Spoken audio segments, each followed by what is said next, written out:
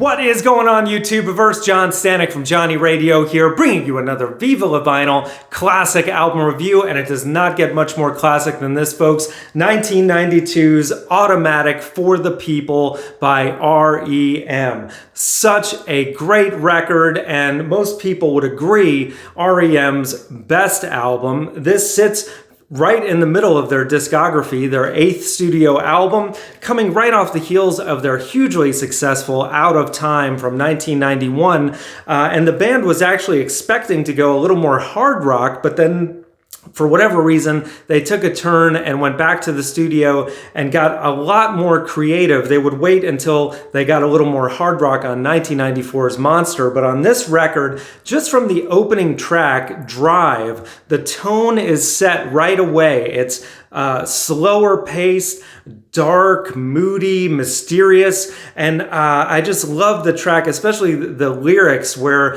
Michael Stipe kind of gives a little nod to older songs like Rock Around the Clock and Rock On, with lyrics like, hey kids, where are you? Nobody tells you what to do. But he does it in such like a menacing almost way that it just gives you this kind of dark edge, but then it's also beautiful the way that the string arrangement comes in, which was done by John Paul Jones of Led Zeppelin, no less. So this album, aside from the great 4 members of R.E.M., had some great creative genius infused in it as well from one of the greatest minds of all of music history. Throughout the record, the string arrangements are lovely and really enhances these kind of stripped back songs. Of course, Everybody Hurts is probably the most notable track, the one that people resonate with the most. I will get to that later.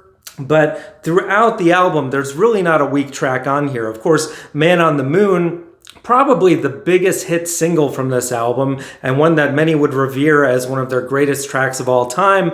I like it. It's actually not one of my favorites on the album. A lot of my favorites are Drive, Everybody Hurts, but then some of the gems on here like Star Me Kitten. The more you listen to that song, talk about slow and moody, it's very much that, but it grows on you with each listen and kind of has new layers every time you listen to it. Then you've got upbeat tracks like Ignoreland, the most rocking track on here, that gets a little political, but it's really a cool song that I think is one of their most underrated songs on this record. Then you've got Try Not to Breathe, the beautiful song that has some really cool like accordion mixed in. You know, the different members of the band during the time of making demos for this, we're actually trading instruments with Peter Buck doing some other things other than guitar, of course, mandolin. Then you had Mike Mills playing keyboards.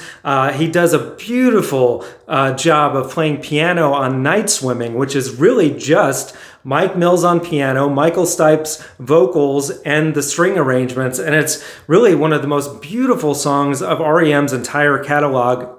One of those songs that I think over the years has just grown in the consciousness of R.E.M. fans. Beautiful track. And then I know I'm forgetting, Sweetness Follows. Beautiful song with the cellos really driving it.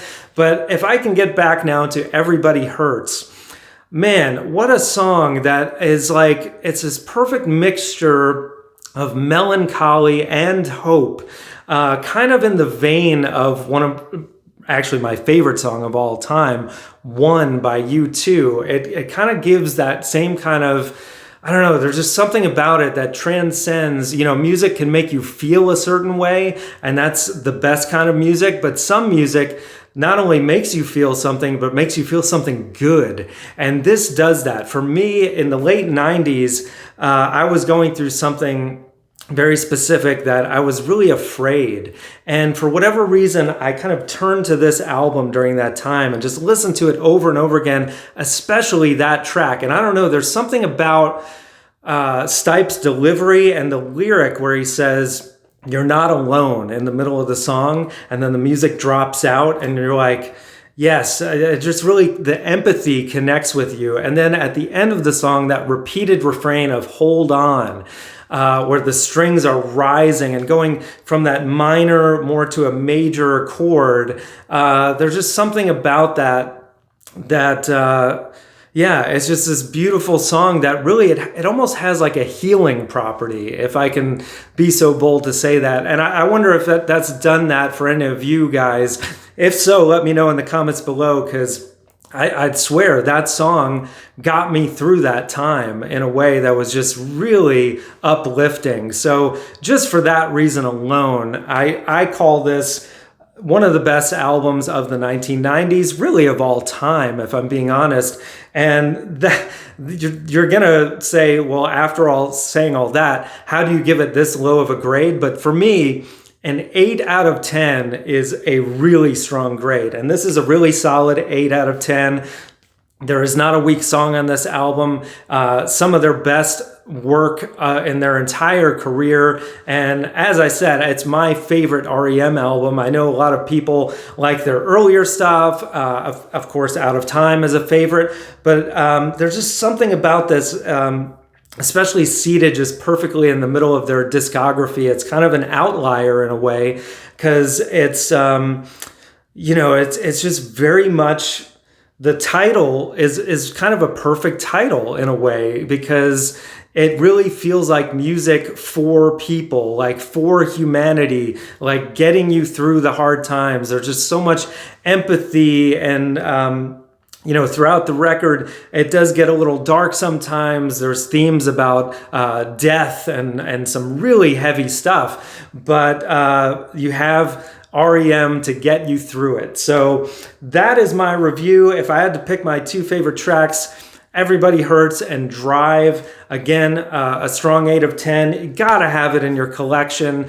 And that is my review, guys. So let me know what you think in the comments below. What is your favorite R.E.M. record, and what's your favorite track off here? Does Everybody Hurts get you the way it gets me? Let me know. I want to hear about it. And guys, as always, we got top fives every Friday. More album reviews coming up. The Johnny Radio Top 100 Albums of All Time list as voted by you guys. So can't wait to get into that. Thank you for watching. And as always, Viva la Vinyl. So guys, thanks so much for watching. Please like, subscribe, and be sure to ring the bell for notifications so you can always see great quality content like you're seeing on the screen right now.